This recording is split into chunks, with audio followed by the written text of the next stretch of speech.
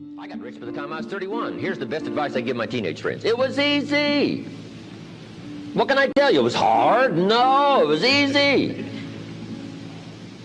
I'm a millionaire by 31. Let me tell you how I did it. I got 3 reasons why I got rich by the time I was 31. Let me give you those. Here's number 1. I lived in America. I mean, how lucky can you get? America's easy. That's why everybody wants to come here.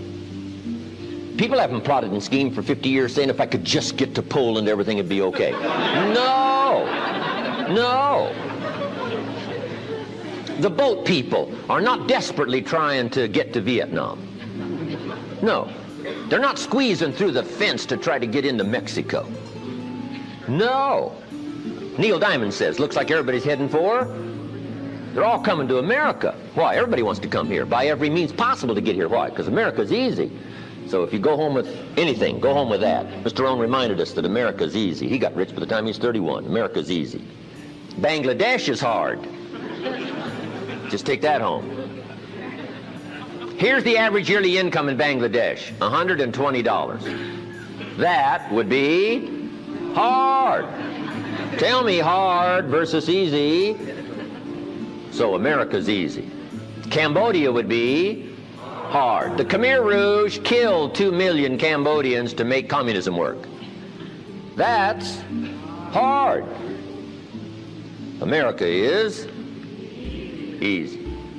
India would be hard. They got their challenges these days.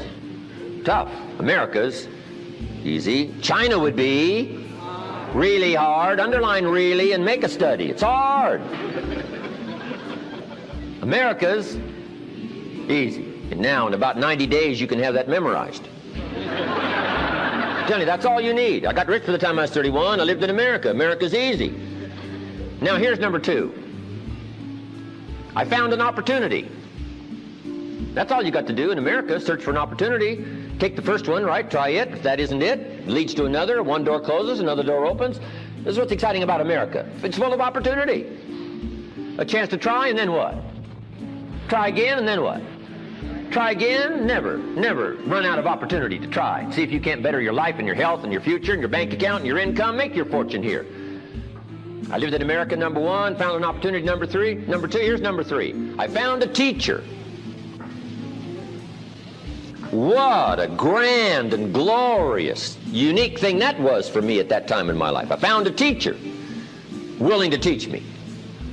And his teaching came in 2 parts. Here's what it was, very simple. Number 1, Mr. Rohn, you have evidently messed up between ages 19 and 25. Now, I could understand that, but he didn't leave me there. He said, now here's the answers on how to change it all, the next 6 years, so that the next 6 years won't be like the last 6. What an incredible teacher. Taught me how to have a whole brand new 6 years. First 6, what? I messed up. Second 6, what? I got it right. Second 6 years, I became a millionaire. During that second 6 years, the government was about the same. I'm telling you. Interest rates were about what? The same. The pay scale was about what? The same. Lord knows my negative relatives were the same. Circumstances were about the same. The economy was about the same. The unions and their philosophy was about the same. What was going on around me was about the same. Then how come I got rich that second 6 years? I was not the same. I changed. You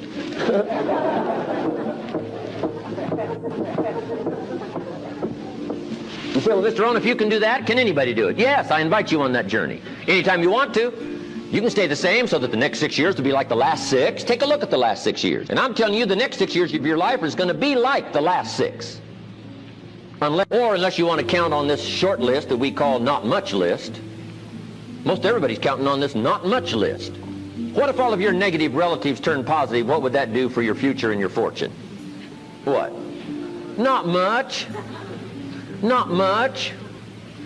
What if prices came down a little? What will that do for your future? I'm telling you, not much. If the economy gets a little better, what will that do? Not much.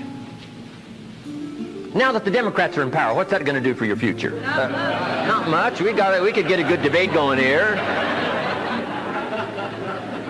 If the Republicans would have stayed in power, what would that have done? Not much. Hey, we could get a good debate going here. I'm telling you, it's a not much list. If you don't make plans of your own, guess what? You'll probably always fit into someone else's plans. Guess what someone else may have planned for you?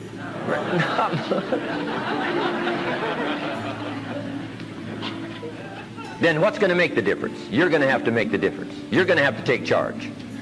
Now, Mr. Schoaf, my teacher, gave me a promise, and I want to give you that promise now. Here was the promise I got, and I bring it to you. Here's what my teacher said. If you will change, Mr. Rohn, he said, if you will change, everything will change for you. You don't have to change the government. You don't have to change prices. You don't have to change taxes. Forget all that. He said, if you will change, everything will change for you. And the first thing you start changing is what? Your philosophy. You start changing your mind. You start changing how you think. You start picking up new ideas and information. Gather new knowledge. Make better decisions about what's valuable. And I'm telling you, if you'll do that, your whole life will change. Your health will change. Your relationship with your family will change. Your ability to cope with challenges and problems will change. I'm telling you, income, promotions, all of it will change. If you will change, it'll all change. If you won't change, it isn't going to change. You can keep your fingers crossed if you want to and hope they'll straighten it out. You can wish for the wind not to blow quite as severe, but I'm telling you, wishing for the wind to change in your favor, we call naive at best. Don't do this any longer. Wish for a better wind. The key is to wish for the wisdom to set a better sail. Utilize whatever wind it blows to take you wherever you want to go. That is the philosophy I picked up at age 25, and it revolutionized my whole life. And here's what I found. I found it was easy. I got rich by the time I was 31, and it was easy. Now, here's my definition of easy. Got to jot this down. My definition of easy, meaning something I could do. I figure if it's something you can do, it's easy. Now, here's a parenthesis. Parenthesis, I worked hard at it. I found something I could do, which was easy, but I worked hard at it. I got up early and stayed up late, worked hard that 6 years. But what I did was easy, meaning it was something I could do. You say, well, Mr. Rohn, if it was so easy, how come everybody else around you during that 6 years, how come they didn't get rich? Here's why. It's easy not to. How else would you describe it? That's it. You say, no. For all of the rest of them, it was hard for them and it was easy for you. That's not true. You couldn't debate me on that in front of this intelligent audience. But here's the challenge. Let me give it to you in a philosophical phrase. I tend to be a little philosophical. Here it is. The things that are easy to do are also easy not to do. That's the difference between success and failure.